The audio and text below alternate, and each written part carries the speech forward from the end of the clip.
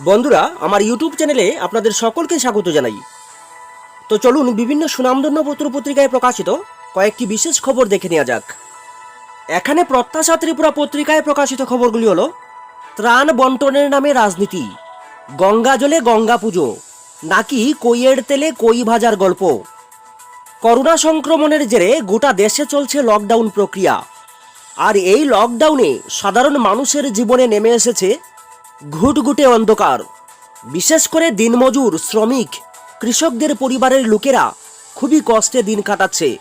রাজ্য সরকারের তরফ থেকে রেশনের মাধ্যমে চাল এবং গ্যাস সহ বিভিন্নভাবে সহযোগিতার ঘোষণা দেওয়া হয়েছে, কিন্তু সরকারি সিস্টেম অনুযায়ী রীতিমতো সম্মুখ গতিতে যে কাজ চলছে, এতে করে অনেক মানুষই সরকারি সুবিধা থেকে বঞ্চিত। এই ক্ষেত্রে সরকারের সদিচ্ছা থাকলেও একাংশ সরকারি কর্মী ও দফতর কর্তাদের উদাসীনতা, গাফিলতি এবং দেউলিয়াপনার কারণে সাধারণ মানুষ ভীষণ কষ্টে আছেন। সরকারের ঘোষণা অনুযায়ী 50,000 এপিএলভুক্ত গরিব মানুষকে চাল দেওয়ার ঘোষণা দেওয়া হলেও এই ঘোষণার 1 মাস কেটে গেলেও এখন অবধি হাজার হাজার মানুষ এই সুবিধা পাননি। আদৌ তারা চাল পাবেন কিনা, নাকি চাল নিয়ে রাজনৈতিক চালবাজি হবে, কে জানে।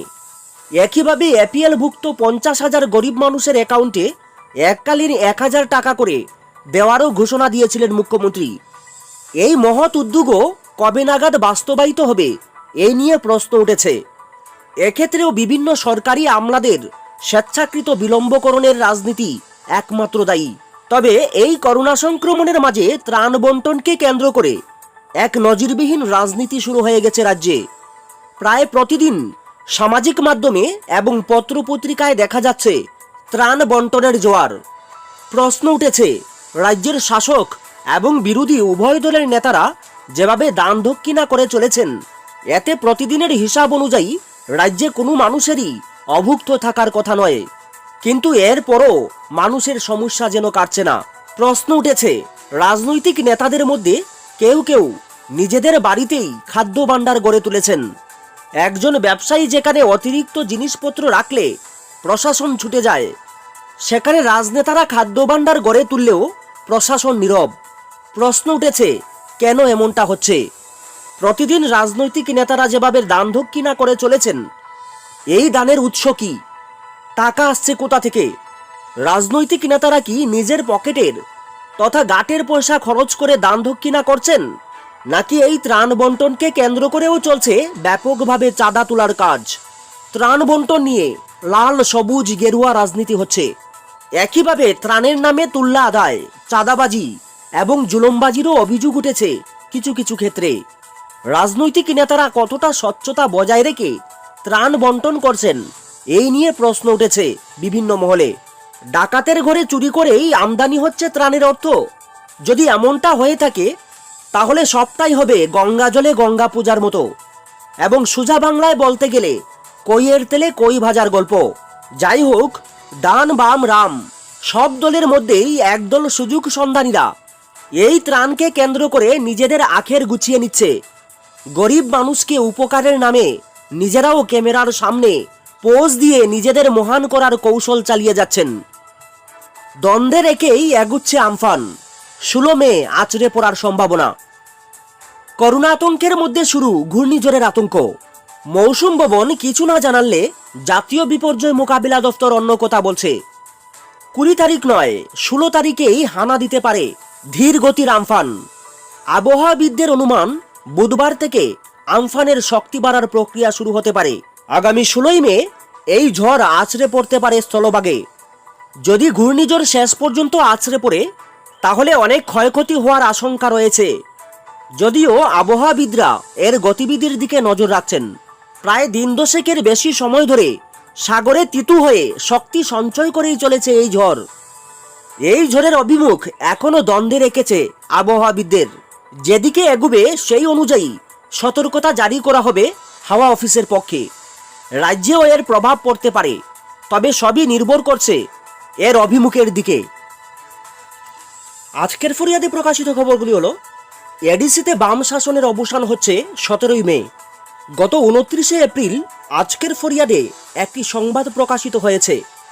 17 মে শেষ হচ্ছে এডিসির মেয়াদ। ভোট কবে কেউ জানেন না। যেহেতু করোনার জন্য এই উদ্ভূত পরিস্থিতি সৃষ্টি হয়েছে, ফলে এই পরিস্থিতির মধ্যে এডিসি নির্বাচন করা কোনো মতেই সম্ভব নয়। স্বাভাবিকভাবে এডিসির ক্ষমতা রাজ্যপালের হাতে চলে যাবে। রাজ্যপাল কর্তৃক নিয়োজিত প্রশাসক এডিসি প্রশাসন চালাবেন যতদিন না অবধি ভোট হচ্ছে। এটাই সাংবিধানিক রীতিনীতি। প্রশাসক কর্তৃক কোনো স্বশাসিত সংস্থা 6 মাস অবধি চালানোর সংস্থান রয়েছে।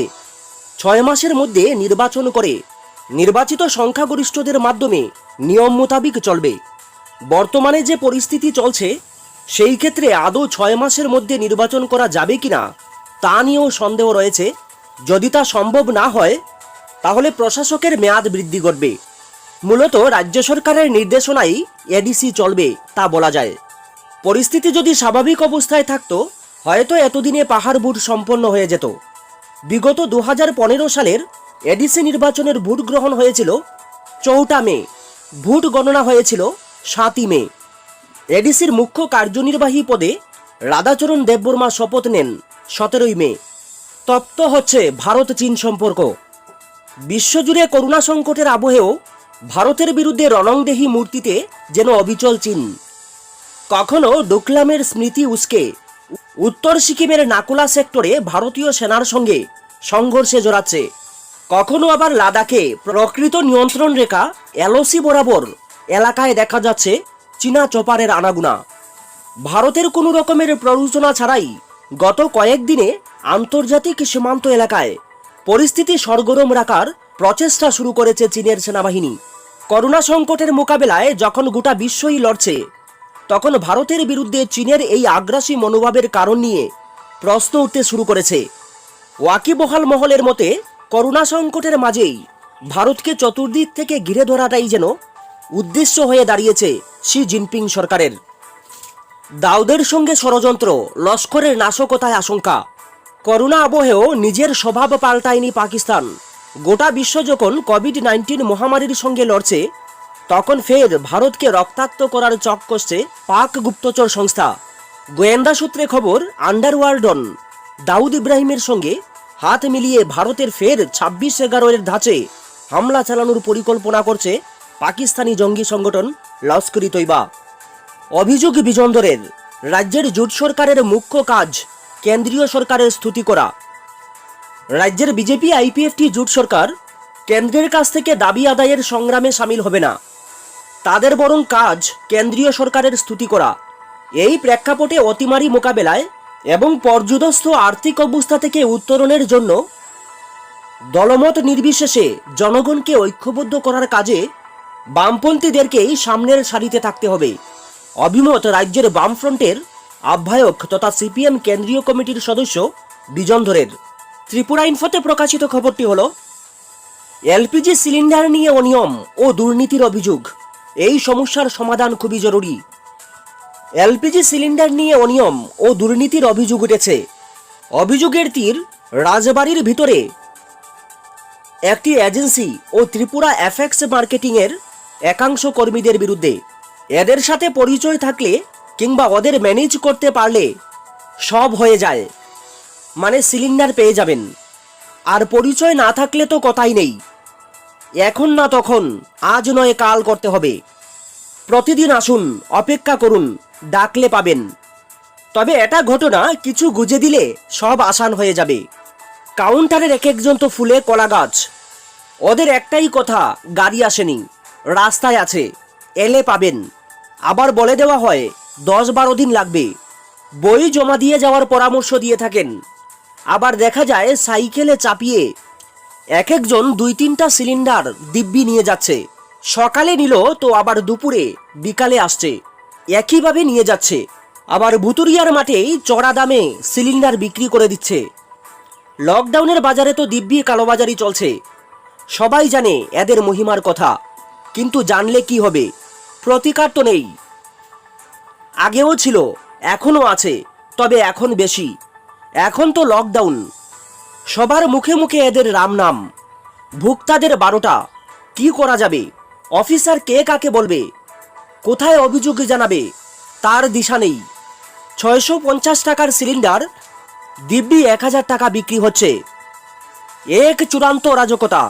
অন্যান্য এজেন্সিতে কিন্তু এমন অরাজকতা, দুর্নীতি নেই, থাকলেও তা অনেকটাই কম। এই সমস্যার সমাধান খুবই জরুরি। প্রিয় বন্ধু, বাংলায় প্রকাশিত একটি বিশেষ খবর হলো, চাকরি হারালেও আর ভয় নেই, 2 বছর বেতন পাবেন। মোদী সরকারের নতুন স্কিম ঘিরে স্বস্তি আমজনতার। করোনার জেরে টানা লকডাউন চলছে, ফলে বিপদ বাড়ছে। অনেক সংস্থায় বিপুল ক্ষতির মুখে পড়েছে, যার প্রভাব পড়ছে কর্মীদের উপর। আর এই নিয়েই চাকরি হারাচ্ছেন অনেকে, আতঙ্কিত যাদের চাকরি আছে তারাও। তবে কেন্দ্র সরকার এবার এইসব মানুষদের জন্য বড়সড় স্বস্তির খবর নিয়ে এলো। জানা যাচ্ছে, কেন্দ্রের এই স্কিমে চাকরি চলে গেলে বা বেকারত্বের সমস্যায় পড়লে 2 বছর সংশ্লিষ্ট ব্যক্তি সরকারি স্কিমে বেতন পাবেন। মোদী সরকারের এই স্কিমের নাম অটল ব্যয় ভক্তি কল্যাণ। এই স্কিমের আওতায় কোনো ব্যক্তির যদি চাকরি চলে যায়, তবে কেন্দ্রীয় সরকার ওই ব্যক্তিকে 2 বছর ধরে প্রতি মাসে আর্থিক সাহায্য দেবে। জানা যাচ্ছে, সেই ব্যক্তির শেষ 90 দিনের গড় আয়ের 25% দেবে সরকার। এই স্কিম সেই সব কর্মীদের জন্য যারা সংগঠিত ক্ষেত্রে চাকরি হারিয়েছেন। অবশ্য সবাই এই সুবিধা পাবেন না। যারা 2 বছর বা তার বেশি দিন ধরে চাকরি করছেন তারাই এই সুবিধা পাবেন। পাশাপাশি আরও জানানো হচ্ছে যে এই স্কিমের সুবিধা পেতে গেলে আপনাকে আধার ও ব্যাংক অ্যাকাউন্টের লিঙ্ক করাতে হবে। কি করতে হবে এই স্কিমের সুবিধা পেতে গেলে? এই স্কিমের সুবিধা পেতে চাইলে ইএসআইসি ওয়েবসাইটে গিয়ে অটল ইনশিওর্ড পারসন ওয়েলফেয়ার স্কিমে রেজিস্টার করতে হবে। এই স্কিমের আরও বিস্তারিত তথ্য পেতে এই লিঙ্কে ক্লিক করুন। যদিও কেন্দ্রীয় সরকারের তরফ থেকে জানানো হয়েছে যে, কোনো খারাপ কাজ বা বেআইনি কাজের জন্য যদি কোনো কর্মীকে কোম্পানি বরখাস্ত করে, কিংবা যদি কোনো কর্মীর বিরুদ্ধে ফৌজদারি মামলা চলে, বা যারা স্বেচ্ছাবসর নিয়েছেন তারা এই সরকারি স্কিমের সুবিধা পাবেন না। কেন্দ্রীয় সরকার এই স্কিম নিয়ে আসায় অনেকেই সুবিধা পাবেন বলে মনে করা হচ্ছে। সাথেই মনে করা হচ্ছে যে মানুষের স্বস্তি কিছু হলেও এতে বাড়বে।